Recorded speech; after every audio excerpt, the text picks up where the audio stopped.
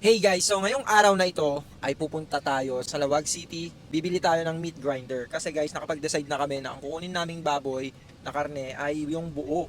So yung buo guys, syempre pag buo yon hindi pa yon na-grind. So kailangan pa yung i-grind. Kailangan namin ng grinders para maka-start kami ng business na to. Siyempre, kailangan mo pa rin mag-invest ng mga gamit. So, hahanapin namin kung saan yung shop na yan, guys. At ang sabi nila ay dito raw, kaso lumipat na pala sila. At sa wakas, ay nakita na rin namin ng personal ang quality ng meat grinder na ito. Ito nga palang meat grinder na ito, guys, ay sinuggest ng mga nagbebenta sa palengke. So, yun guys, no, meron kami nakita pero ang presyo doon is 16,750, which is, yun naman yung target price namin. Pero, wala kasing nagbebenta ng pressure canner dito kaya pupunta kami sa Manila.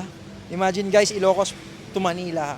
So pupunta naman kami sa Manila. So magtatanong-tanong na rin kami doon kung merong benta doon. And malay natin guys na meron doon mas mura, like baka makahanap tayo ng 12,000, di ba? Pag may 12,000 doon, yun na yung kukunin namin. Pupunta kami ng Manila baka this week or bukas. Bukas na ba?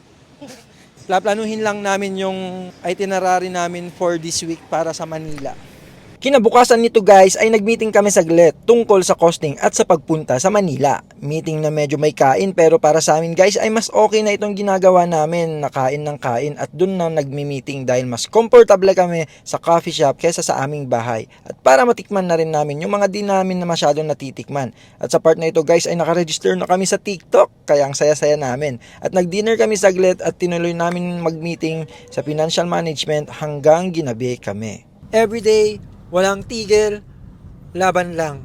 Grind